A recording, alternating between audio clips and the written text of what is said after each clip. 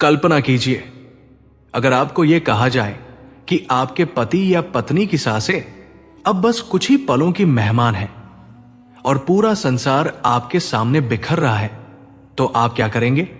रोएंगे, टूट जाएंगे, या अपने भीतर ऐसी शक्ति खोजेंगे जो मौत तक को हरा दे? कहते हैं कि हरितालिका तीज वही शक्ति जगाती है। यह केवल एक व्रत नहीं, बल्कि वह प्रतिज्ञा है जो 7 जन्मों तक आत्मा को बचाती है। जिस तरह माता पार्वती ने शिव को पाने के लिए अपनी पूरी अस्मिता दांव पर लगा दी थी, उसी तरह हर स्त्री जब ये व्रत करती है तो वो अपने जीवन के सबसे गहरे भय, वियोग और मृत्यु को चुनौती देती है। नमस्कार दर्शक बंधु, स्वागत है आपका भैरव बाबा परिवार में, जहां प्राचीन ज्ञान, ज्योतिष के रहस्य और सकारात्मक मान्यताएं आपके जीवन में सुख, शांति और समृद्धि भरती है। यदि ये बातें आपके मन को छू जाएं, तो वीडियो को लाइक करें, कमेंट में राधे राधे लिखें और सब्सक्राइब करके हमारे इस आध्यात्मिक परिवार का हिस्सा बने। आइए मिलकर आरंभ करते हैं इस यात्रा का, जहां श्रद्धा और ज्ञान साथ साथ चलते हैं। कल्पना कीजिए, एक ऐसा व्रत जिसे लेकर युगों से यह कहा जाता रहा है कि यह केवल स्त्रियों के लिए नहीं, बल्कि संपूर्ण मानव आत्मा की शक्ति को जगाने वाला है। जब जब इसका नाम लिया जाता है, एक रहस्यमय आभा वातावरण में फैल जाती है। हरितालिका तीज, लोग इसे केवल दाम्पत्य सुख का व्रत मानकर पूजा करते हैं, लेकिन सच्चाई इससे कहीं अधिक गहरी है। प्रश्न ये उठता है कि क्यों इस व्रत को साधारण व्रत नहीं कहा गया, बल्कि युगों तक चलने वाली साधना का रूप माना गया? क्या कारण था कि देवियों ने, ऋषियों ने और यहां तक कि स्वयं महादेव ने भी इसके महत्व को स्वीकार किया? यह रहस्य केवल कथा तक सीमित नहीं, बल्कि एक आध्यात्मिक यात्रा है जो आत्मा की गहराइयों को छूती है। कहानी की जड़ें बहुत पुरानी हैं। उस समय की जब हिमालय की पुत्री पार्वती का विवाह का प्रश्न उठा। उनके पिता पर्वतराज हिमावन चाहते थे कि वे विष्णु से विवाह करें, लेकिन पार्वती के हृदय की धड़कन केवल एक नाम पर टिकी थी, शिव। यह प्रेम सांसारिक आकर्षण नहीं था, बल्कि आत्मा और परमात्मा के मिलन की पुकार थी। किंतु पिता की इच्छा और समाज के दबाव ने उनके सामने एक कठिनाई खड़ी कर दी। उन्होंने स्वयं से प्रश्न किया, क्या वे अपनी आत्मा की आवाज सुनेंगी या फिर समाज के नियमों के आगे झुक जाएंगी? यहीं से हरितालिका तीज का रहस्य आरंभ होता है। कहा जाता है कि उस दिन पार्वती अपनी सखियों के साथ वन में चली गई। कोई विदाई नहीं, कोई आज्ञा नहीं, बस आत्मा की पुकार थी जिसने उन्हें वहां पहुंचाया। हरे भरे जंगल में, पेड़ों की छाव तले उन्होंने अपनी आत्मा को शिव की साधना में अर्पित कर दिया। उनकी ये यात्रा केवल पति पाने की नहीं थी, बल्कि अपनी स्वतंत्र इच्छा की उद्घोषणा थी। उन्होंने ये तय कर लिया कि वे किसी भी परिस्थिति में अपने हृदय की सच्चाई को दबाएंगी नहीं। वे तब करेंगी, साधना करेंगी, भले ही वर्षों बीत जाएं, किंतु अपने आत्मिक साथी शिव के अलावा किसी को नहीं अपनाएंगी। उनकी साधना साधारण नहीं थी। कल्पना कीजिए, एक कोमल काया वाली कन्या कठोर जंगल में बिना किसी सुविधा के बैठी है। धूप, वर्षा, हवाओं का सामना कर रही है और आंखें बंद करके केवल शिव का ध्यान कर रही है। उनके तन पर धूल जमती जाती है, पर आत्मा और तेज बढ़ता जाता है। उनके मित्र और परिजन उन्हें रोकते हैं, पिता उन्हें पुकारते हैं, किंतु पार्वती दृढ़ रहती है। उनकी इस तपस्या का स्वरूप एक ऐसा मंत्र था जिसे ब्रह्मांड तक सुन रहा था। देवता भी आश्चर्यचकित थे कि इतनी छोटी उम्र में इतना बड़ा निर्णय और इतनी अटूट आस्था। समय बीतता गया। पार्वती ने अपने तप से स्वयं को उस स्तर तक पहुंचा दिया जहां आत्मा और परमात्मा में कोई भेद नहीं रहता। अंततः उनकी साधना रंग लाई। शिव प्रकट हुए और उन्होंने कहा, पार्वती, तुम्हारी भक्ति ने मुझे बांध लिया है। आज से तुम मेरी अर्धांगिनी हो। यही वो क्षण था जब हरितालिका तीज केवल एक व्रत नहीं बल्कि आत्मिक स्वतंत्रता का प्रतीक बन गया। इस दिन पार्वती ने यह सिद्ध कर दिया कि जीवन का सबसे बड़ा निर्णय किसी और के दबाव में नहीं बल्कि अपनी आत्मा की पुकार पर लेना चाहिए। अब प्रश्न उठता है, इस व्रत को इतना शक्तिशाली क्यों कहा गया? केवल इसलिए कि पार्वती ने तपस्या की थी? नहीं, इसके पीछे ज्योतिषीय रहस्य भी है। इस दिन सूर्य और चंद्रमा की विशेष स्थिति स्त्रियों की आंतरिक शक्ति को जागृत करती है। चंद्रमा मन और भावनाओं का कारक है, सूर्य आत्मा और ऊर्जा का। जब ये दोनों विशेष योग बनाते हैं तब साधना का प्रभाव कई गुना बढ़ जाता है। जो स्त्री इस दिन व्रत करती है उसकी भावनाएं और आत्मिक शक्ति एक नई दिशा पकड़ लेती है। कहा जाता है कि इस दिन किया गया ध्यान और उपवास सीधे आत्मा की गहराई तक पहुंचता है। यह केवल शारीरिक भूख की परीक्षा नहीं बल्कि मानसिक दृढ़ता और आत्मिक संकल्प की कसौटी है। इसी से जुड़ा है वास्तु का रहस्य। हरितालिका तीज की पूजा केवल घर के किसी भी कोने में नहीं की जाती। इसका विशेष महत्व है कि स्त्रियां उत्तर पूर्व दिशा में बैठकर पूजन करें। क्यों? क्योंकि उत्तर पूर्व दिशा ज्ञान और ईशान कोण की दिशा है जहां से सकारात्मक ऊर्जा सबसे अधिक आती है। इस दिशा में बैठकर शिव पार्वती की आराधना करने से साधक की आत्मा उस ऊर्जा से जुड़ जाती है। दीपक की लौ जब पूर्व दिशा की ओर होती है तो यह सूर्य की ऊर्जा से मिलकर साधना को और अधिक प्रभावी बनाती है। यहां केवल परंपरा नहीं बल्कि गहरी वैज्ञानिक और आध्यात्मिक समझ छिपी हुई है। और अब आता है सबसे बड़ा रहस्य। यदि यह व्रत केवल स्त्रियों के लिए है तो इसके प्रभाव की चर्चा पुरुषों तक क्यों जाती है? क्यों कहा जाता है कि जो स्त्री यह व्रत करती है उसका पुण्य उसके पति या भावी पति को भी प्राप्त होता है? वास्तव में यह व्रत केवल स्त्री पुरुष के बंधन के लिए नहीं बल्कि आत्मा और परमात्मा के बंधन का प्रतीक है। जैसे पार्वती ने शिव को पाने के लिए तप किया, वैसे ही आत्मा परमात्मा को पाने के लिए साधना करती है। इसलिए इसका प्रभाव केवल स्त्रियों तक सीमित नहीं बल्कि उस परिवार, उस घर और उस पुरुष तक भी जाता है जो उनके जीवन से जुड़ा है। सोचिए, क्या यह संभव है कि इतनी महान साधना का असर केवल एक व्यक्ति तक सीमित रह जाए? नहीं, यह तो एक ऊर्जा है जो पूरे घर को प्रभावित करती है। जिस घर में स्त्री ये व्रत करती है वहां शांति, समृद्धि और आत्मिक संतुलन स्वतः आ जाता है। और यही प्रश्न अंत में हमें सस्पेंस में डाल देता है, क्या यह व्रत वास्तव में केवल स्त्रियों को शक्ति देता है या पुरुषों के जीवन की दिशा भी बदल देता है? यदि पार्वती का तप शिव को प्रभावित कर सकता है तो क्या यह संभव नहीं कि आज भी किसी स्त्री की साधना अपने पति या परिवार के जीवन की धारा को मोड़ दे? यही वो रहस्य है जिसे जानने के लिए हरितालिका तीज की कथा आज भी कही और सुनी जाती है। कहानी यहीं पर समाप्त नहीं होती।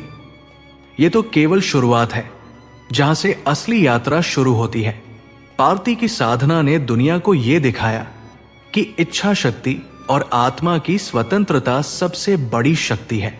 अब यह पाठक पर छोड़ दिया जाता है कि वो इस रहस्य को केवल कथा माने या अपने जीवन में साधना के रूप में उतारे।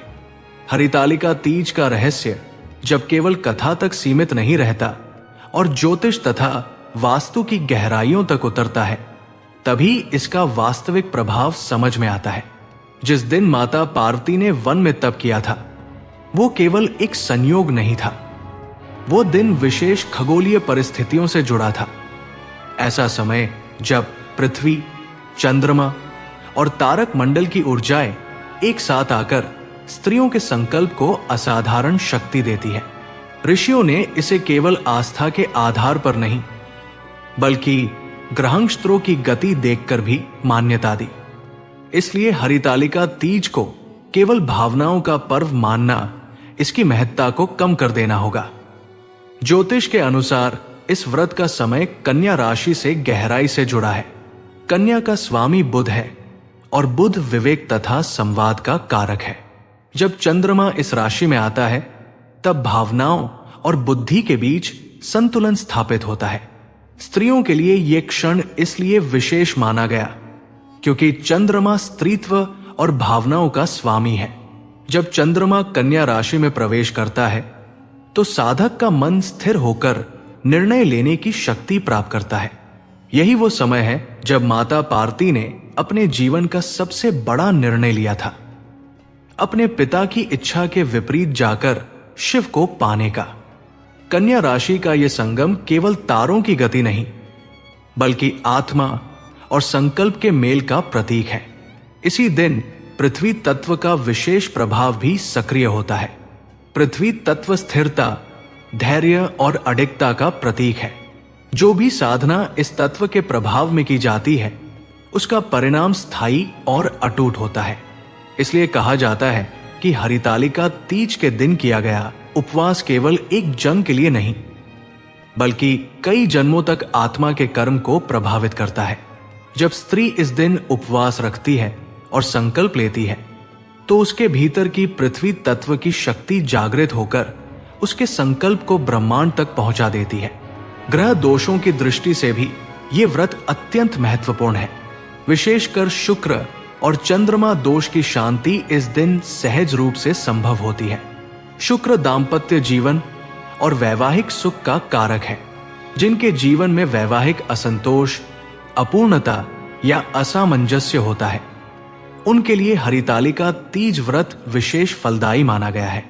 उपवास और पूजन के द्वारा स्त्री अपने घर में शुक्र की ऊर्जा को संतुलित करती है जिससे दाम्पत्य में प्रेम और सामंजस्य बढ़ता है।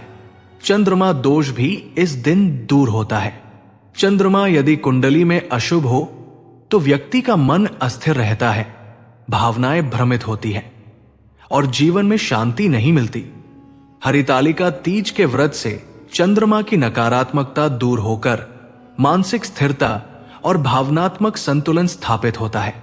अब वास्तु की दृष्टि से देखें तो इस दिन दीपक का विशेष महत्व बताया गया है। लेकिन दीपक कहीं भी जलाने का नहीं बल्कि ईशान कोण में रखने का विधान है। ईशान कोण यानी उत्तर पूर्व दिशा। ये दिशा देवताओं की और आध्यात्मिक ऊर्जा की दिशा है। जब स्त्री इस दिन उत्तर पूर्व में दीपक जलाती है तो वो घर में देव ऊर्जा का आह्वान करती है। ये दीपक केवल रोशनी नहीं देता बल्कि घर में समृद्धि और स्थिरता का स्रोत बन जाता है। कहा जाता है कि इस दिशा में जलाया गया दीपक धन के आगमन के द्वार खोल देता है और घर में कभी दरिद्रता प्रवेश नहीं करती। ये कोई अंधविश्वास नहीं बल्कि ऊर्जा का विज्ञान है जिसे वास्तुशास्त्र ने सदियों पहले समझ लिया था। रंगों का भी इस दिन विशेष महत्व है। परंपरा है कि स्त्रियां हरे रंग के वस्त्र पहनती हैं, लेकिन इसके पीछे केवल सौंदर्य का कारण नहीं है। हरा रंग शुक्र और चंद्रमा दोनों से जुड़ा हुआ है। हरा रंग ऊर्जा में संतुलन लाता है, मानसिक तनाव को कम करता है और आत्मा को शांति देता है। यही कारण है कि हरितालिका तीज पर हरा वस्त्र पहनने वाली स्त्रियां अपने जीवन में ग्रहों के शुभ फल को आकर्षित करती है।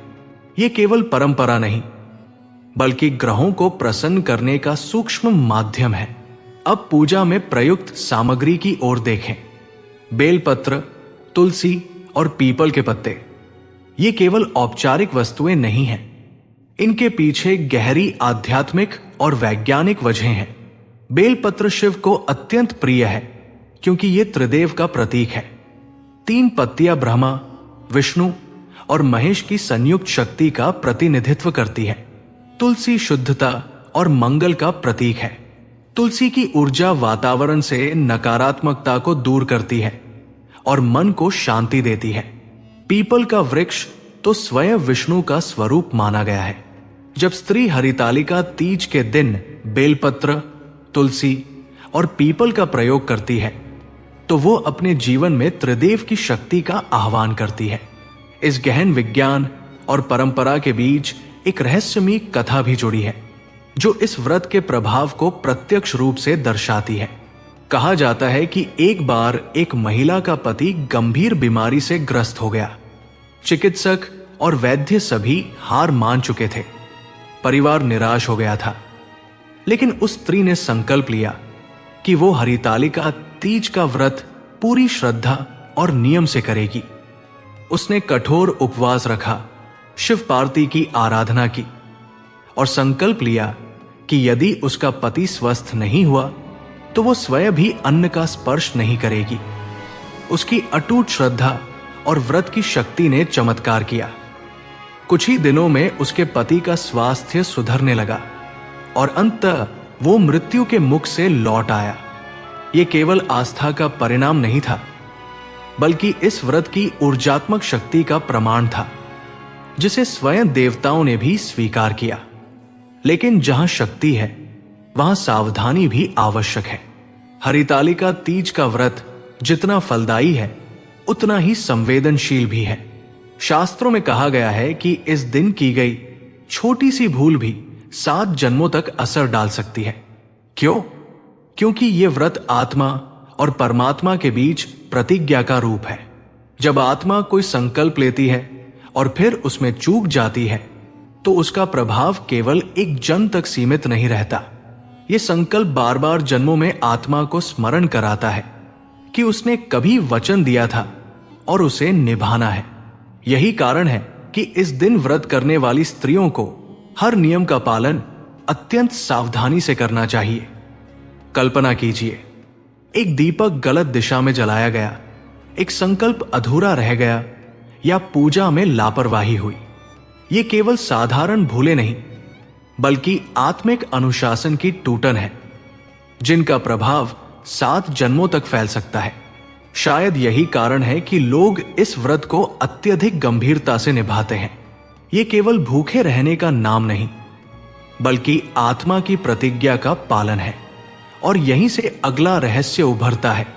यदि यह सच है कि छोटी सी भूल भी 7 जन्मों तक असर डालती है, तो क्या यह भी संभव है कि इस व्रत की सही साधना आत्मा को 7 जन्मों तक सुरक्षित और पूर्ण बना सकती है? क्या यह संभव है कि पार्वती की तरह अटूट श्रद्धा रखने वाली कोई भी स्त्री अपने जीवन की धारा ही नहीं, बल्कि आने वाले जीवनों की दिशा भी बदल सकती है? यही वो प्रश्न है जो हरितालिका तीज को अब तक का सबसे शक्तिशाली व्रत बनाता है। हरितालिका तीज का नाम लेते ही मन में सबसे पहले यह धारणा बनती है कि यह केवल एक स्त्री द्वारा अपने पति की लंबी आयु के लिए किया जाने वाला व्रत है। किंतु जो व्यक्ति इसकी गहराई में उतरता है, उसे अनुभव होता है कि यह साधारण उपवास नहीं, बल्कि आत्मा को शुद्ध करने और देवी ऊर्जा को जागृत करने का एक गुप्त मार्ग है। इस व्रत को केवल दाम्पत्य सुख तक सीमित करना उसके वास्तविक महत्व को छोटा कर देना है। यह तो वो साधना है जिसके द्वारा आत्मा अपने भीतर की शक्ति को पहचानती है, अपने संकल्प को ब्रह्मांड तक पहुंचाती है और स्वयं को उस अवस्था में ले जाती है जहां सांसारिक बंधन टूटकर दिव्य बंधन में बदल जाते हैं। यही कारण है कि इसे सबसे शक्तिशाली व्रत कहा गया है। जब हम पार्वती और शिव की कथा को सुनते हैं तो पहली दृष्टि में यह पति पत्नी के मिलन की कथा लगती है, लेकिन जो इसकी गूढ़ता को समझता है उसे यह ज्ञात होता है कि यह कथा आत्मा और परमात्मा के मिलन का प्रतीक है। पार्वती का तप केवल शिव को पति के रूप में पाने के लिए नहीं था, बल्कि उस परम तत्व को पाने के लिए था जिससे आत्मा मुक्त होती है। उनके तप की गहराई में एक ऐसा रहस्य छिपा है जो हमें यह सिखाता है कि जीवन में किसी भी लक्ष्य को पाने के लिए सबसे पहले आत्मा को शुद्ध करना आवश्यक है। उन्होंने अपने शरीर की भूख को त्याग दिया, अपने मन की इच्छाओं को शांत किया और अपने संकल्प को केवल शिव में केंद्रित कर दिया। यही वो अवस्था है जब आत्मा परमात्मा की ओर बढ़ती है और अंततः उससे मिल जाती है। इस व्रत का एक और अद्भुत पहलू गुप्त मंत्र और उपायों से जुड़ा है। प्राचीन ग्रंथों में उल्लेख मिलता है कि इस दिन नमः शिवाय का जप विशेष रूप से फलदायी होता है, लेकिन केवल जप करना पर्याप्त नहीं है। जप के समय मन को स्थिर करना, श्वास को नियंत्रित करना और पूर्ण श्रद्धा से उच्चारण करना आवश्यक है। प्रत्येक मंत्र एक ऊर्जा है और इस दिन ये ऊर्जा कई गुना बढ़ जाती है। जब कोई स्त्री या पुरुष हरितालिका तीज के दिन शिव पार्वती के नाम का जप करता है तो वो अपने भीतर की सुप्त शक्ति को जगाता है। इसके साथ ही दान पुण्य का भी विशेष महत्व बताया गया है। केवल उपवास करना ही नहीं बल्कि इस दिन किए गए दान का प्रभाव असाधारण होता है। अनाज, वस्त्र और जल का दान सर्वोत्तम माना गया है। अनाज जीवन का आधार है, वस्त्र सम्मान का प्रतीक है और जल स्वयं जीवन का सार है। जब साधक इनका दान करता है तो वो अपने कर्मों के बंधनों को हल्का करता है।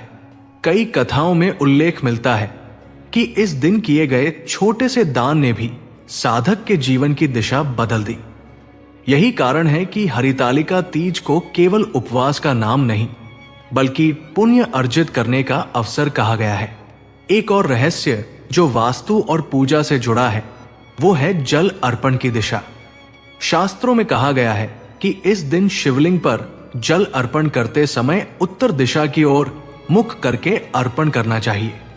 उत्तर दिशा कुबेर की दिशा है जो धन और समृद्धि के अधिपति है। जब इस दिशा में जल अर्पण किया जाता है तो जीवन भर का दुर्भाग्य दूर हो जाता है और घर में सुख समृद्धि स्थिर होती है। यह कोई सामान्य क्रिया नहीं बल्कि ऊर्जा प्रवाह का विज्ञान है। जल स्वयं जीवन का वाहक है और जब इसे सही दिशा में प्रवाहित किया जाता है तो इसका प्रभाव साधक के जीवन पर गहराई से पड़ता है। लेकिन सबसे बड़ा प्रश्न अभी भी बाकी है। क्यों कहा जाता है कि यह व्रत 7 जन्मों के कर्म बंधनों को काट देता है? इसका उत्तर केवल कथा या परंपरा में नहीं बल्कि आत्मा की साधना में छिपा है।